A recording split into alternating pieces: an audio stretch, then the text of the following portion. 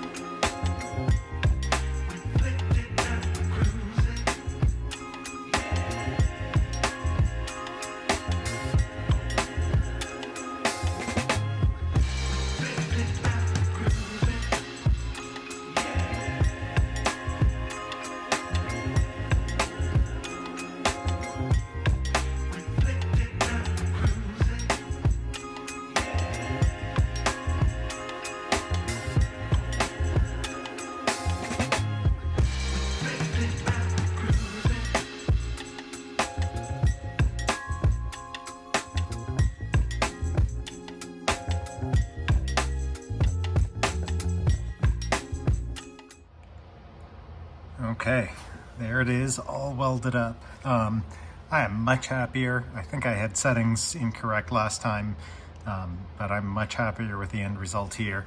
I was able to get my wire wheel and get all the way down to right about here. I just can't get the radius in there.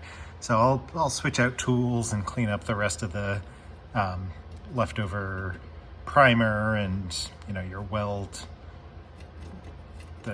I forget, residue that forms after you weld. And let me show you on the inside why I'm much happier with this. If you remember last time, the weld was just kind of sitting on top of the frame rail here.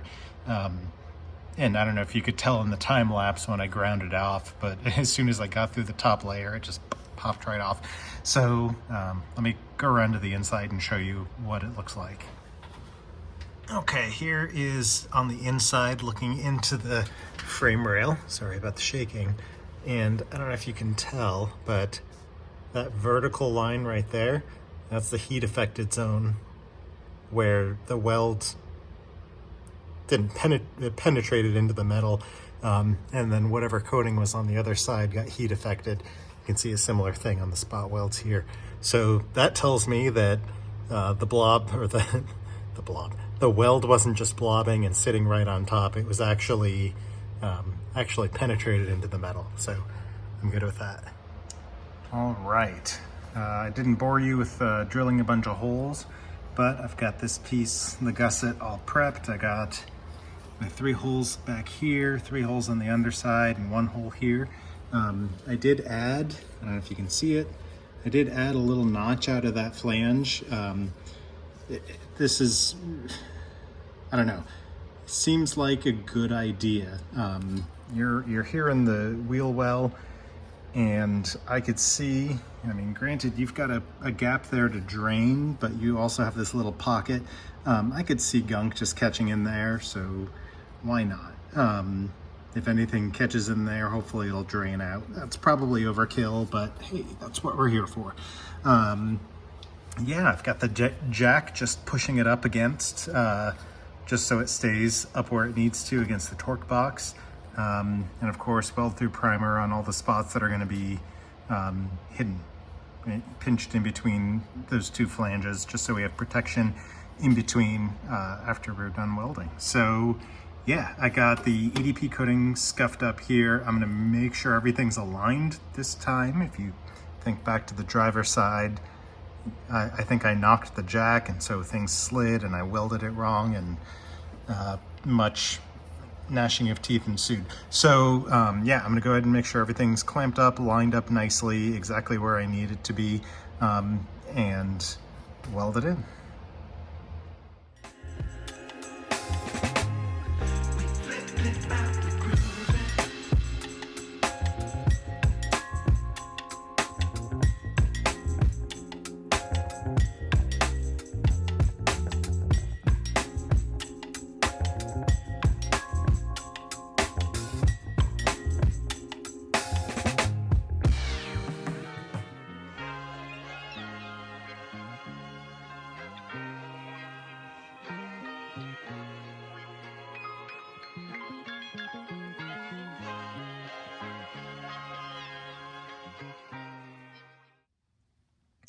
All right, there it is, all in self-etch primer. Kind of similar to a few other places. I went and I cleaned up the welds here, just the slag and whatever soot was left over, and cleaned them up so I could prime them, but I didn't bother to, you know, get a grinding implement in there and get them perfect for a couple of reasons. First off, again, they're never going to be seen. There's going to be a fender over it, and unless you take that fender off or someone's getting creepy and feeling up over here, you're never going to notice that they're not perfectly flat. Second off, I didn't have a tool that could effectively like get in here unless I wanted to get weird with a with my die grinder and the edge of a disc and really kind of go in. But that seems like overkill even for me. So I'm happy with where it's at. I think it looks great. Things are fitting up really well. I also didn't clean the bottom for a different reason. I'm going to be lifting this car up to drop the transmission, and while I'm down there, when I have more access, I'm going to, you know, grind and then re-weld any spots I need to. There's also a chance I might be putting this on a rotisserie. We'll see how that plays out, and if I have the room and the courage. Okay. This seems like a really good natural breakpoint in the Mustang project. Both torque boxes are in, both floor supports. We're done welding for at least a little bit here. The next thing that's going to get welded in is, I've talked about this before, the firewall. You can see the new ones there, and I've got the new lower cowl right behind it. But before I can get to the cowl and firewall, I'm going to have to get the engine out so that I can access all of that. Hood's going to have to come off, transmission's going to have to drop down and out, engine's going to get pulled out. You can see I've borrowed a little cherry picker there from a coworker, so when the time comes, I'll probably grab a buddy or two and get the engine out of there. And I have an engine stand that's on the other side behind me, so I have a place to put it all. But it's starting to get a little bit crowded over here in front of the Mustang. All right, if you're still with me, I want to thank you for sticking around. Yeah, lots more to come. Stay tuned.